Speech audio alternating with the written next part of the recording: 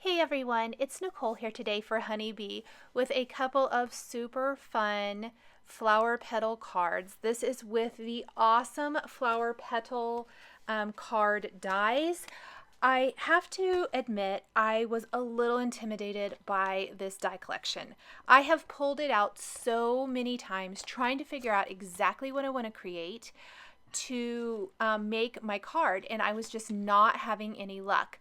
And all of a sudden, this just kind of popped into my head, and I thought it would be fun to incorporate one of the little ladies, ladybugs, and a Build-A-Bee from the Build-A-Bee stamp set. And once that kind of popped in there, I had so much fun creating this card. So I've already put one together here, the pink card. They're both going to go together exactly the same, just a little bit different color of flower. Both of the card bases are this really pretty turquoise color.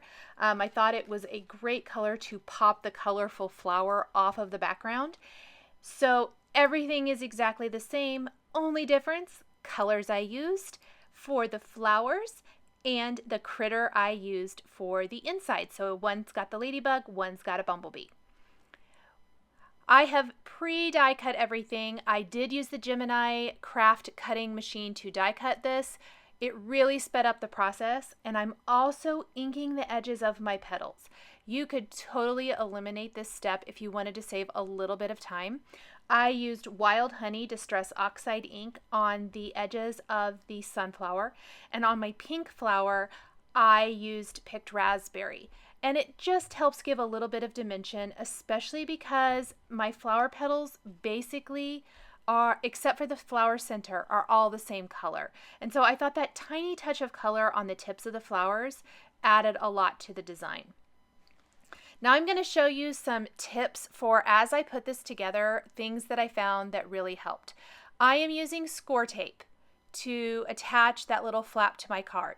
Originally, I thought I would leave that flower flapping open. You're going to see when I get to the end of the video, I'm going to tack that down because I felt like it just wasn't holding its shape really well when they popped up like that. You can do whatever you want to do there, but that's just kind of my thought process. Next, there are 5 different shapes for petals and kind of 5 different sizes. So the largest size and the next largest size I used for leaves. Then the 2 smallest and then like the 2 medium, let's call them the 2 smalls and 2 mediums, I used for petals. And we're going to start with 1 layer of petals all the way around that's kind of going to go every other in between the flower petals on the card base, the pieces that I've already attached to the card, those 2 flap pieces. That's going to be the medium-sized petals, and we're going to tack those in between each of the petals kind of all the way around. I meant to count how many of these I did. I do not remember. It's quite a few. I'm going to say that I probably ran all 4 petals through my die cutting machine 6 to 7 times to get enough petals. So just plenty. I wanted a really full, very dramatic flower. So every other, the first layer that goes around, and then we're going to tack the smaller ones kind of back on that original flower shape. I hope that makes sense.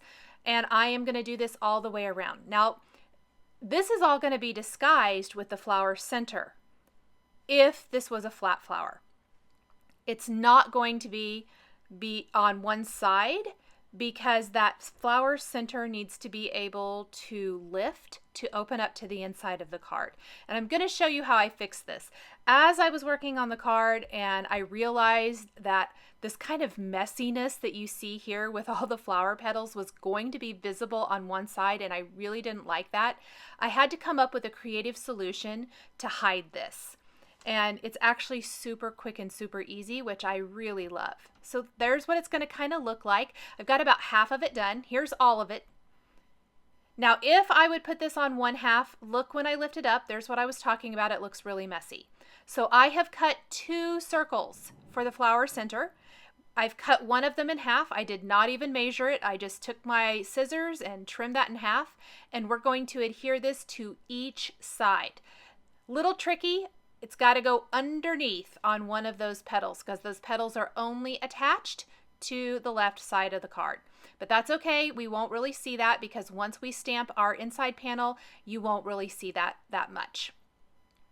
The leaves, I added a little MOWED Lawn Distress ink to these to give them a little bit of that same touch of dimension and color. And we're going to tuck a couple of those in the upper left corner and one in the lower right. This card measures, well, let me grab my ruler. I was going to say 5 inches square, and I think that's right. It is. This is a 5-inch square card, so it's going to require a specialty envelope or maybe a padded envelope, something like that, so it will fit. But I think these are really, really fun, and even though it looks kind of time consuming with the die cutting and things, I couldn't believe how fast these went together. Next, I am taking my flower center and I am curving the sentiments that I want to use for my card. These are all from the Love Bug stamp set.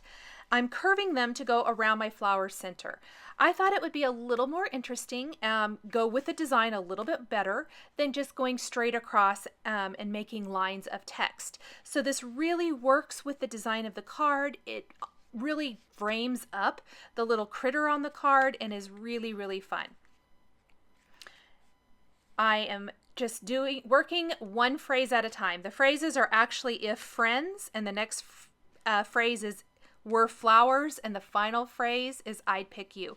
Because with so many honeybee stamp sets, they allow you to mix and match the sentiments to really say what you want to say, which I absolutely love. And these smaller snippets of greetings actually makes it so much easier to do a curved greeting like this. It's a little tricky anyway. Your stamps may not want to stay. This poor little stamp here did not want to stay put, and I had a heck of a time with it, and then I realized it wasn't even the right phrase. So luckily I did not stamp that. I would have been so stinking mad. So I grabbed the right one.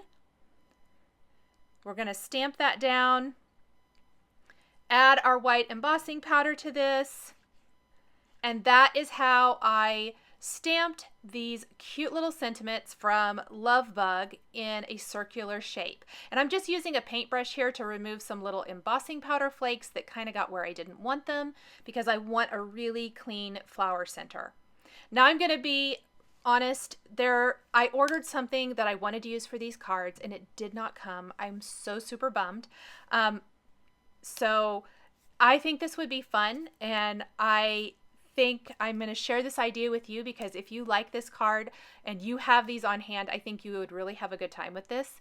The wobble feature for the critters, I think those little springs, those wobble springs that you can get, I think they would be so cute to put the critter on the wobble spring so that you can shake it on the flower. I don't know. That was my big plan, and I ordered them and they didn't come in time for me to do the video, and I was so bummed. So I'm hoping to, maybe I'll even pop these off later and replace them with the wobble springs because I really wanted to use them, or you know, make some more of these cards at another time. You might notice that I adorned the outside of my sunflower with some Nuvo crystal drops and English mustard, then the leaves with some woodland green. I used carnation pink and woodland green on the pink flower card as well. Just a nice little finishing detail. It's again one of those steps that you could totally leave off and save a lot of time. Now I am stamping my ladybug and my bumblebee from the Little Ladies and Build-A-Bee stamp sets. What I love about these is you can customize their faces with whatever little face you want. So these are the two I picked for my card, and then I'm simply going to color in with Copic markers. I've listed what colors I'm using across the top of the screen. The size of these adorable little guys are such that they are really easy to color, and I think they make a nice bold statement. The size fits really nice with the flower petal card itself. I think scale-wise, it's always really important to kind of gauge what you're using as far as images with the base of the card, and these work really well together. Some warm grays, yellows, a little R20 for the cheeks. I really like to pinken their cheeks. I think that's really fun. some blue violets, very, very light blue violets, lots of colorless blender in these for the wings. We're even going to go over the wings with Nuvo crystal drops in White Blizzard, the iridescent clear that I like so much. Some white pin detail on the cheeks, on the belly of the bumblebee. That's going to add just some really fun decorative touches. For the ladybug, I did start with R24, and my R24 marker needed filled really bad. It just kind of gave out on me coloring this in. And so I decided to just go ahead and switch over to R29 and R39 only. And I think that was a good call. I think it really worked out well. I need to refill my R24 marker pronto because it was probably my favorite red marker and it definitely gets used a lot. So once we get this nice red color, I worked on it a lot because I wanted that shading to be just right. I wanted not a super harsh line of R39. Then I want the polka dots, the spots on the ladybug to be a nice dark color, but I want the belly to be a little bit lighter. So for this one, I pulled in a little warm gray 2 with my warm gray 5, and then we'll keep the warm gray 7 and 5 for the spots and the face of the ladybug. Be careful of that eye. If you do color over it, you can always go back over with a black opaque pen and then a white opaque pen if you wanted to. You could add Nuvo crystal drops and then add a little white highlight over the top of that. You could add a Google eye. There's lots of things you could do here. I'm just going back over that red. I wasn't completely happy with it. One of my favorite things about Copic markers is you can go over them as many times as you need to, and you are not going to tear a hole in your paper, which is just fantastic. So a little pink cheek on this guy as well. And then my white pen to add some little white detail to the belly of the bumblebee and to his cheek, add some little highlights to his black spots or her black spots. And then we will die cut both of these with the coordinating dies. And then I'm going to pop them up with foam adhesive on the center of these flowers. But as I mentioned, if you've got wobble springs, I think, guys, this is the perfect opportunity to bust those out and pop up these cute little critters because I think it'll look like they're buzzing or flying above the flower. And I think that would be really super fun. So kind of whatever you feel like doing there. If you've got those wobble springs, go for it. Please show me if you do create them because I think that would be really fun. I have some cute little heart accents on the pink flower already. These are the Candy Kisses from Honeybee Stamps. I love them.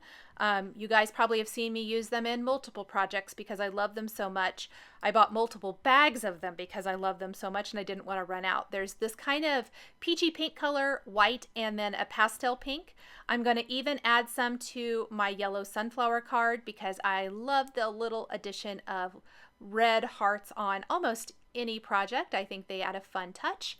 I'm using my Teflon bone folder to make sure that I've got nice creases on my card, help it stay shut. This is also where I really discovered these flowers are not going to stay put. They're not going to lay nicely if I don't tack down that flower base.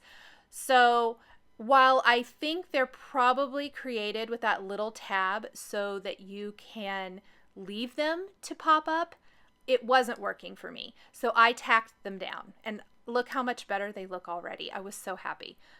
So really quick, and it kind of also disguises the leaves I've tucked under there. Otherwise, that looks a little messy as well. So there are my ladybug and bumblebee flower petal cards. Let's go ahead and grab those candy hearts that I was talking about and the Nuvo crystal drops. Let's adorn the bumblebee wings with this iridescent clear shimmer. I just love this. I think it really adds a lot to a bumblebee. And then we'll grab those candy kisses, accents, and we're just going to glue a trio of those onto the card, kind of up above the critter and then 2 up on the flower petal to round it out. I'm using some Ranger Multi-Matte Medium to glue these down in place. They're really a little bit easier to attach with like tweezers or a jewel picker or something like that. but I just used my fingers here today. I hope this has given you some ideas of how to create some really fun flower petal cards using the honeybee stamps and dies. The supplies I used to create my cards are listed and linked below the video here on YouTube. Here are a couple more cards featuring honeybee stamps that you might be interested in. Thank you so much for joining me today, and we'll see you next time.